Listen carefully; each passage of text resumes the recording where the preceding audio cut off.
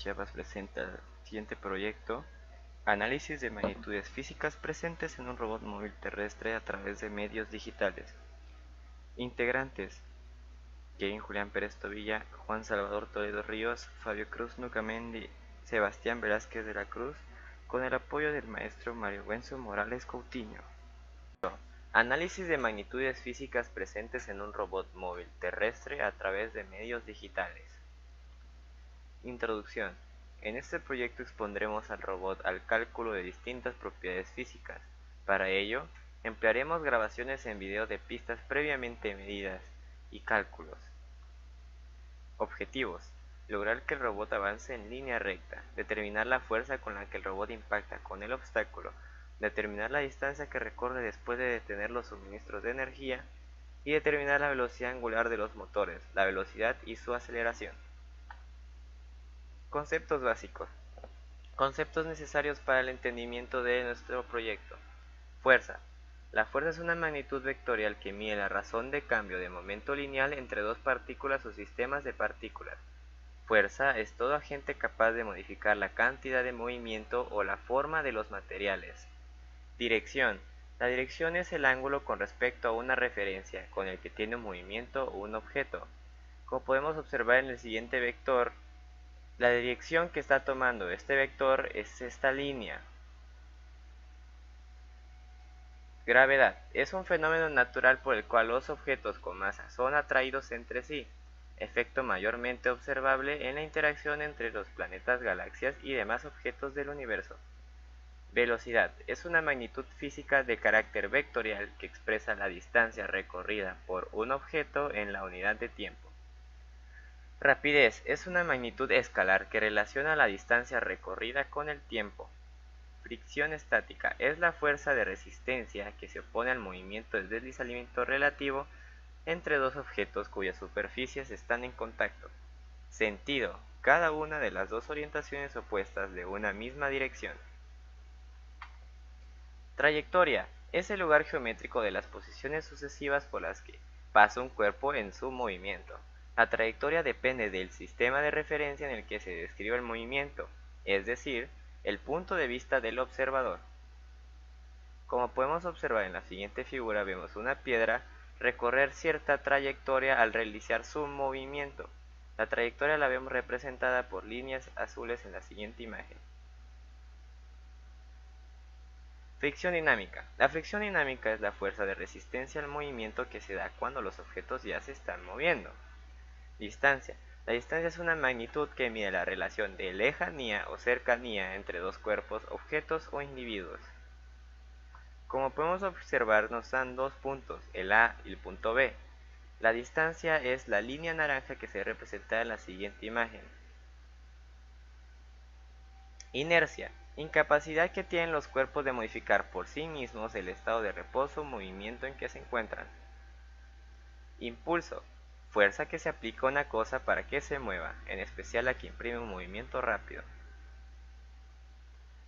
En la siguiente imagen podemos ver a una persona en posición para dar un salto.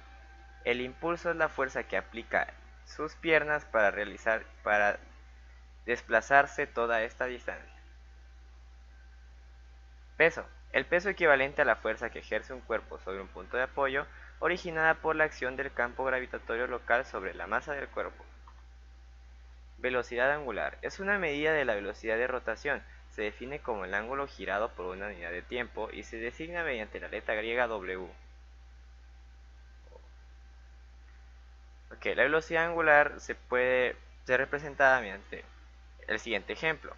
Tenemos un caballo que está recorriendo circularmente, vale la redundancia, un círculo, el cual tiene un radio y tiene ángulos. La velocidad angular es el ángulo recorrido entre el tiempo que le tomó recorrer al caballo en este caso. Obviamente el resultado será expresado en radianes y como nota cabe decir que en un círculo son 2 pi expresado en radianes. Desplazamiento. El desplazamiento se refiere a la distancia y la dirección de la posición final respecto a la posición inicial de un objeto. La primera ley de Newton.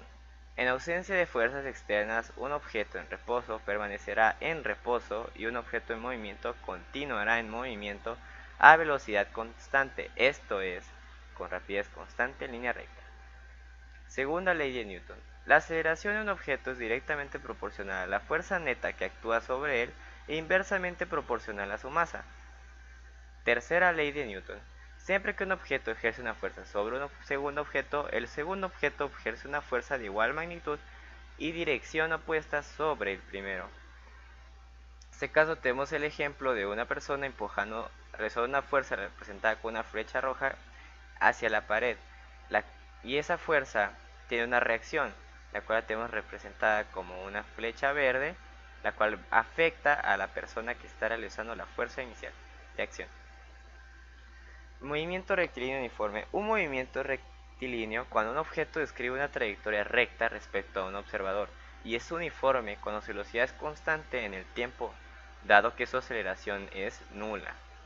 Movimiento circular uniforme, también denominado movimiento uniformemente circular, describe el movimiento de un cuerpo atravesando con una rapidez constante y una trayectoria circular. En este caso podemos tomar como ejemplo el movimiento de un caballo en alrededor de un círculo. Eso se le puede llamar un movimiento circular uniforme. Y energía cinética es el trabajo necesario para acelerar un cuerpo de una masa determinada desde reposo hasta la velocidad indicada. Y eso sería todos los conceptos necesarios para el entendimiento del proyecto que se les presentará a continuación. Al realizar la primera prueba nos dimos cuenta que la trayectoria del robot no era completamente recta, pues se iba moviendo, por lo que nuestro problema era hacer que este fuese lo más recto posible. Entonces, para poder corregir eso se tuvieron que sacar dos valores importantes, la velocidad angular y la fricción que genera el carro con el suelo.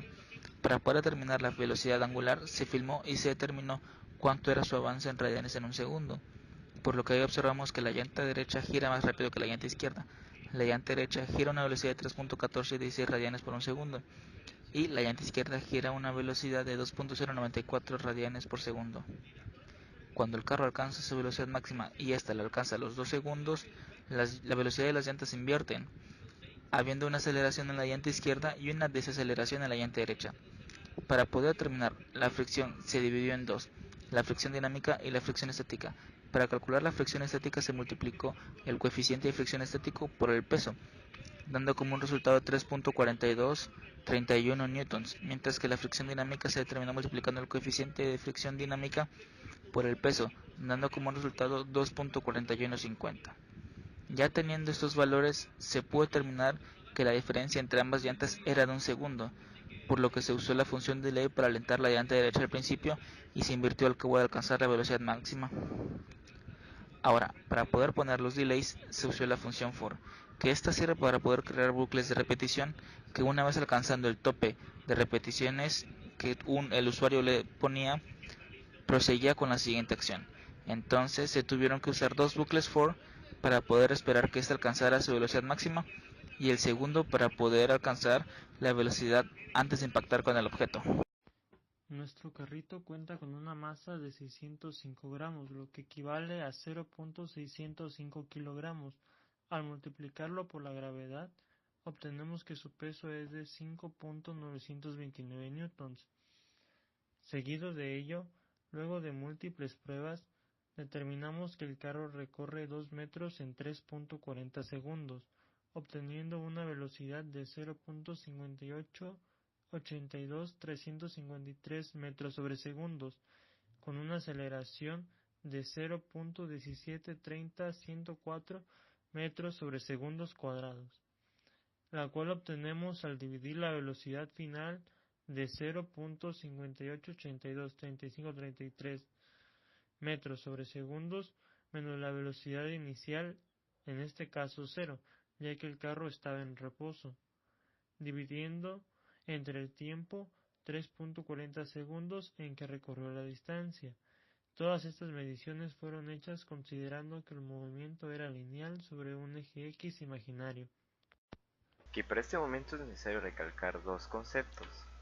Representamos la dirección a la que va nuestro carro mediante una flecha o un vector, el cual está recorriendo un eje X, la cual llamaremos dirección, con un sentido que es proporcionado por nuestra flecha.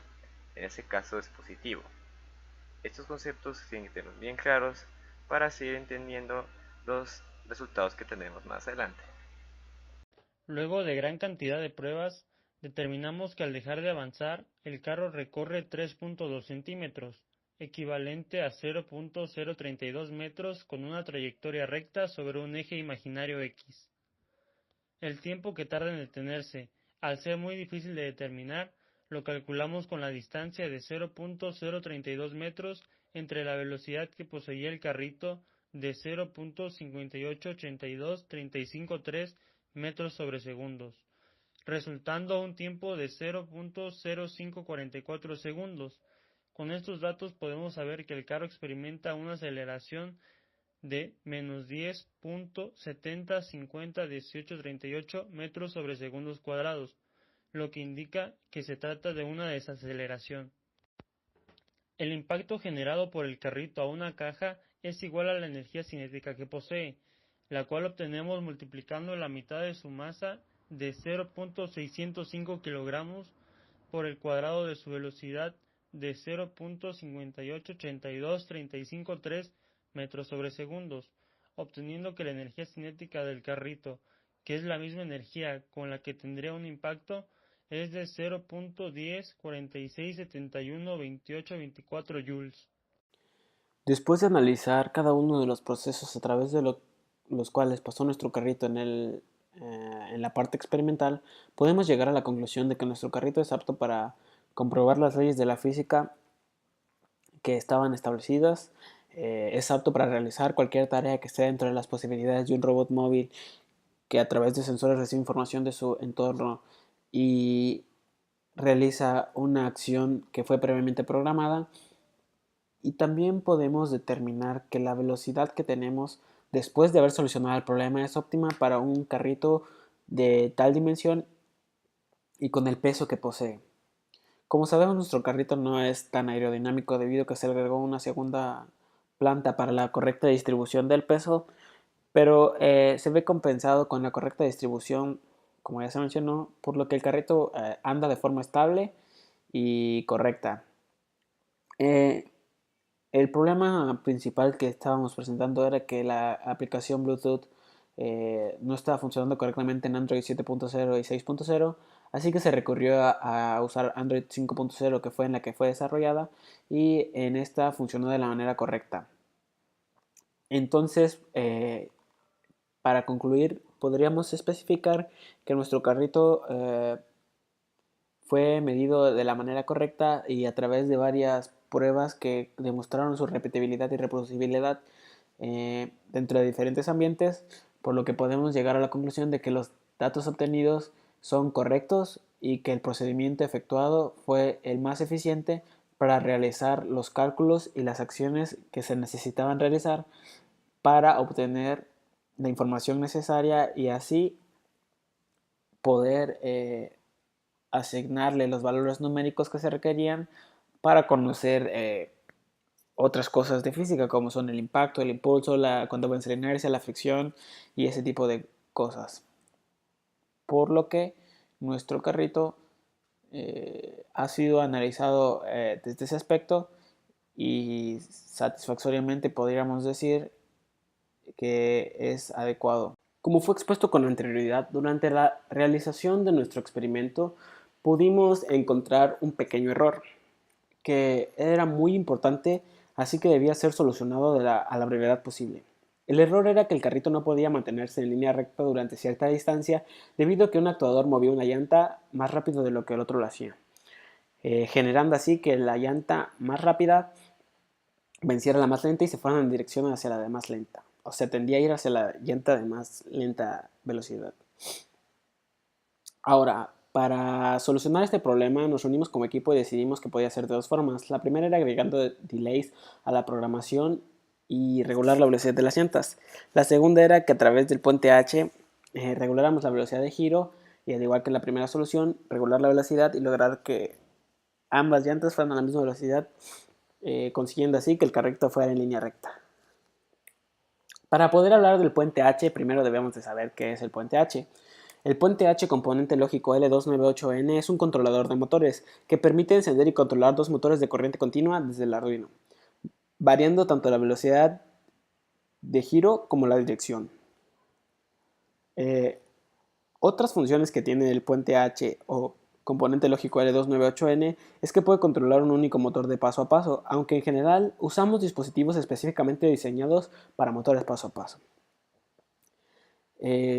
¿Por qué es tan usado el puente H o componente lógico L298N? Es debido a la relación que existe entre beneficio-costo.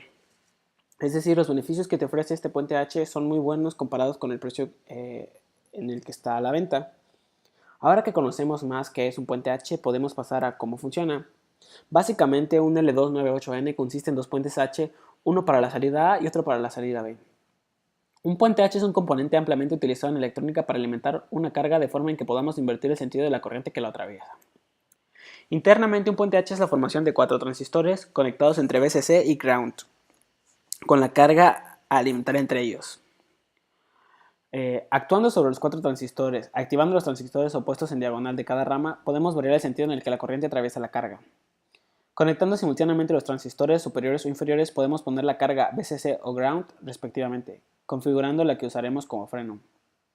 Por último, esto es algo muy importante que me gustaría remarcar, es que no se deben encender, vamos a usar el esquema de montaje, no se deben encender los dos mismos transistores de la misma salida. Esto porque causaría un cortocircuito entre VCC y ground. Ahora, como pasamos con anterioridad, ahora vamos a explicar el esquema de montaje.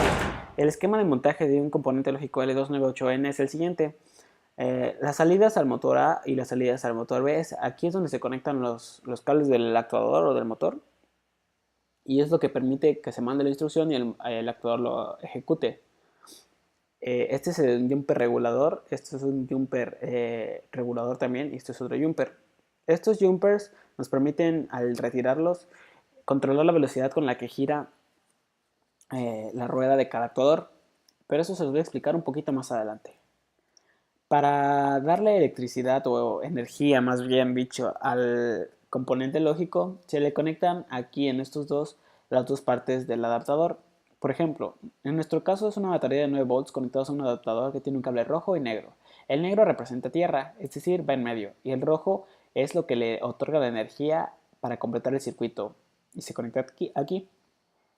Para conectar el componente lógico al Arduino, además de conectarlo con estos 4 pines, se conecta a través de aquí, donde está B lógico, y es una salida de 5 volts que se conecta al Arduino y así se conectan de manera eficaz. Ahora, como lo mencioné anteriormente, en estos 4 pines se conectan los que van a cada pin del Arduino y indica si es adelante o atrás del motor A o atrás adelante del motor A. Igual acá, adelante o atrás del motor B o atrás adelante del motor B.